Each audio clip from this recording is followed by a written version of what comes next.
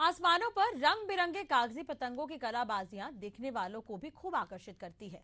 तो समझा जा सकता है कि पतंग उड़ाने और पेच से पेच लड़ाने वालों को कितना आनंद आता होगा। लेकिन क्या पतंग की डोर से किसी मासूम की जान चली जाए तो इसे उत्सव का जरिया मानना सही है या रोंगटे खड़े करने वाला सवाल, इसलिए क्योंकि एक पतंग की डोर ने महज 7 साल के मासूम की जान ले ली। संभव था कि उस मासूम की जान बच भी जाती अगर पतंग की डोर चाइनीज मांझा ना होता। यह महज एक मामला नहीं है बल्कि दर्जनों हैं ऐसे मामले जब पतंग की डोर में फंसकर लोग मौत के करीब तक पहुंच जाते हैं।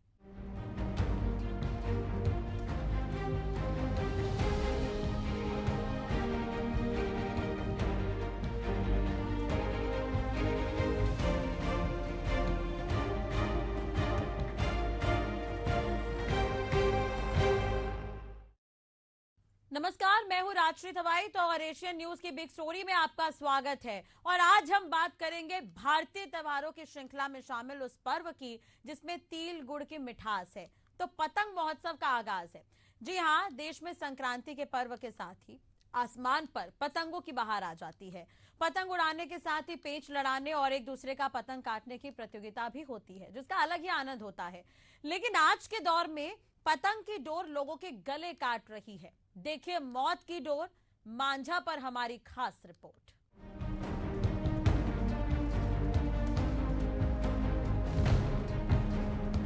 एक पिता अपने 7 साल के मासूम को बाइक पर लेकर उसे घुमाने के लिए घर से निकलता है। खुशी खुशी बच्चा बाइक पर सामने बैठता है। पिता अपने नन्हे मासूम बेटे की अटखेलियों का आनंद लेता रहता है। तभी एक महीन डोर बच्चे के गले में आकर गिरती है।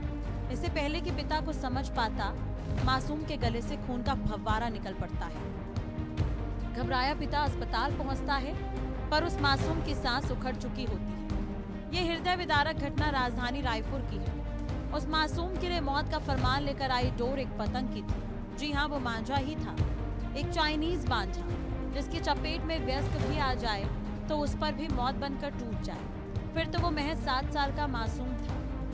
छत्तीसगढ़ में मांझा बैन होने के बाद भी राजधानी रायपुर के दुकानों पर धड़ल्ले से बिक रहा है। इसकी वजह से 7 साल के मासूम की बच्चे की मौत हो गई है और परिजन का जो है रो रो का बुरा हाल है। मेरे साथ परिजन है, उनके पापा जी हैं और उनके फूफा भी जी हैं। उनसे भी बातचीत करेंगे किस तरीके से ये घटना हुई है, बातचीत करेंगे उसके पापा जी। पहले तो ये मांझा से उनके पिताजी को चोटें आई हैं, वो तस्वीर आपको दिखा देते हैं। इस तस्वीर को देख सकते हैं कि ये कितनी गहरे चोटें आई है, तो उसके बच्चे पर किस तरीके से बीती होगी, सीधे इन्हीं से ही चर्चा करेंगे। एक कहीं ना कहीं प्रशासन की भी लापरवाही कह सकते हैं कि प्रतिबंधित होने के बावजूद भी राजधानी के अलग अलग हिस्सों पर मांझा बिक रहा है। किस तरीके से घटना हुई है बताएंगे। शाम के 5 बजे का टाइम है और हम लोग संतोषी नगर से ओवरब्रिज से आ रहे थे, तितलापारा तरफ जा रहे थे, दाड़न तरफ। फिर अचानक से ऊपर से आया, फिर बच्चे के गले में पहले ऐसे फंसा।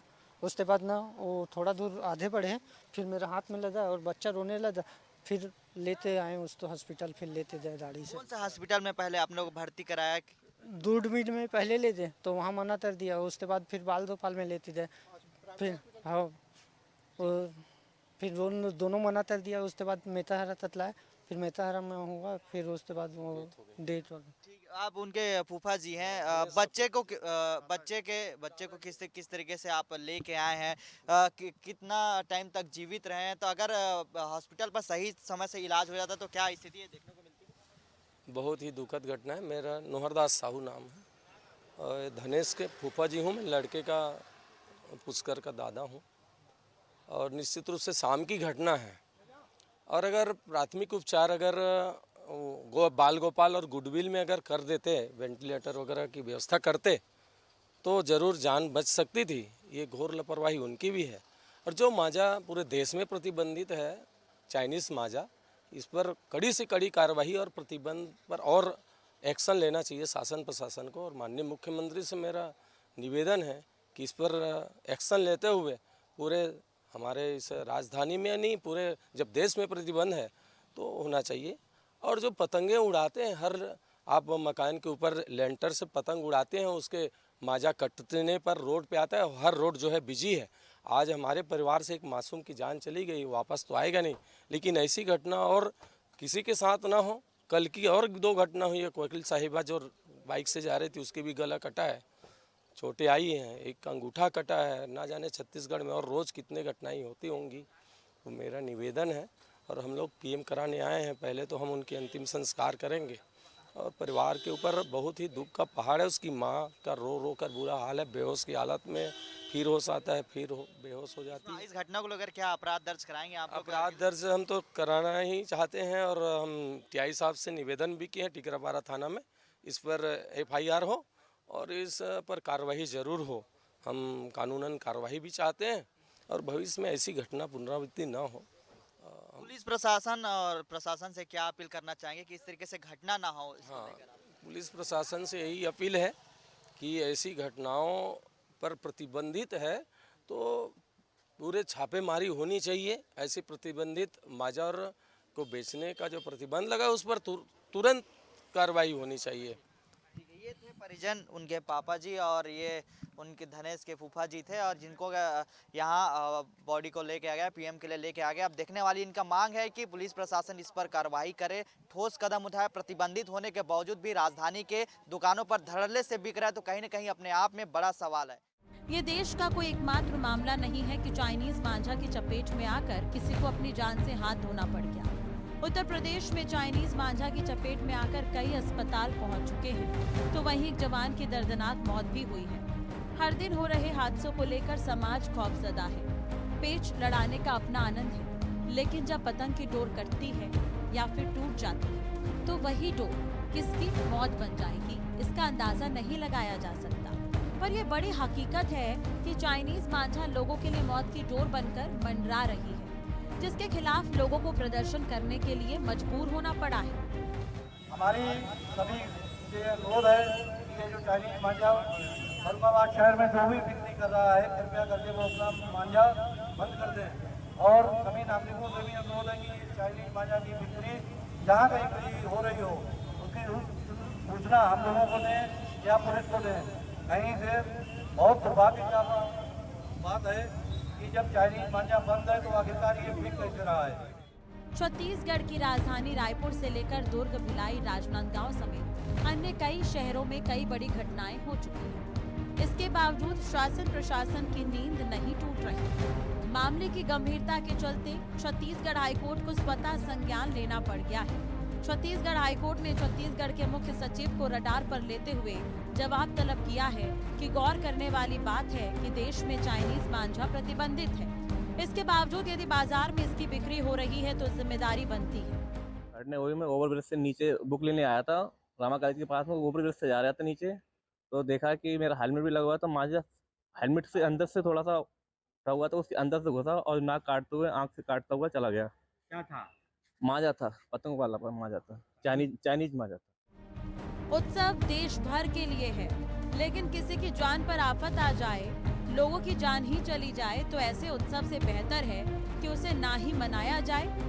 ऐसा भी नहीं कि पहले संक्रांत पर्व नहीं मनाया जाता था या फिर पतंग नहीं उड़ाए जाते थे, पर हाल के दिनों में आसमान पर जितने पतंग मंडराते हैं, उनमें से कौन कब किसके लिए मौत का पैगाम लेकर आ जाएगा कोई नहीं जानता।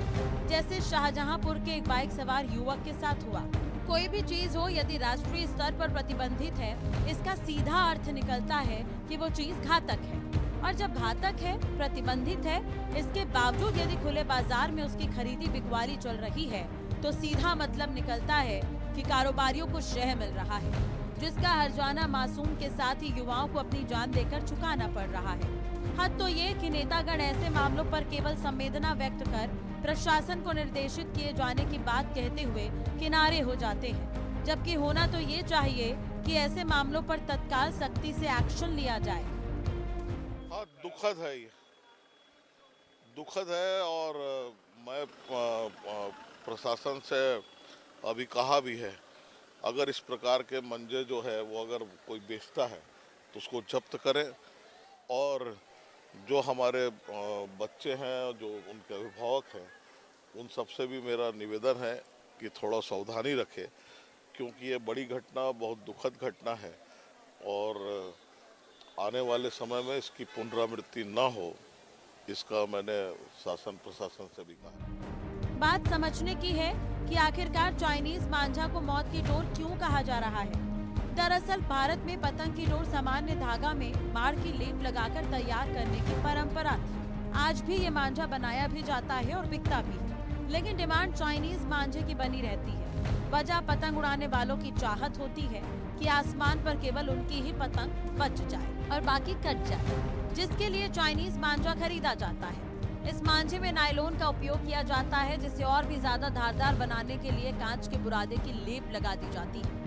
इसके बाद ये मांझा पतंगों को भी काटता है और किसी इंसान के गले या शरीर के किसी भी हिस्से से घसीट जाए तो कटने से बचाया नहीं जा सकता, जिसके एक नहीं दर्जनों उदाहरण हाल फिलहाल में ही सामने आ चुके हैं। चाइनीज मांझा देश भर के लिए बड़ी समस्या है। पतंग उड़ाने वालों का शौक तो चंद दिनों का होता है, लेकिन चाइनीज मांझा पूरे साल मौत बनकर मंडराता रहता है। पतंगे कटकर यहाँ वहाँ उलझ जाती है, डोर कहीं भी फंस जाते हैं। अचानक हवा का रुख बदलता है, किसी जगह पर लपटी हुई डोर खुल जाती है और वो हवा में उड़ते हुए किसी के गले में जाकर फंस जाती है, तो किस अंजाम पर ले जाएगा कहाँ नहीं जा सकता। लिहाजा जरूरी है कि मौत बनकर उड़ने वाले इस चाइनीज मांझे के खिलाफ पूरी तरह से सख्ती बरती जाए और देश से हमेशा के लिए इसका नामो निशान ही मिट जाए। बिग स्टोरी में फिलहाल इतना ही। चाइनीज मांझा देश भर के लिए बड़ी समस्या है। पतंग उड़ाने वालों का शौक तो चंद दिनों का होता है, लेकिन चाइनीज मांझा पूरे साल मौत बनकर मंडराता रहता है। पतंगे काटकर यहाँ वहां उलझ जाती है, डोर कहीं भी फंस जाते हैं। अचानक हवा का रुख बदलता है, किसी जगह पर लपटी हुई डोर खुल जाती है, वो हवा में उड़ते हुए किसी के गले में जाकर फंस जाती है, तो किस अंजाम पर ले जाएगा कहा नहीं जा सकता।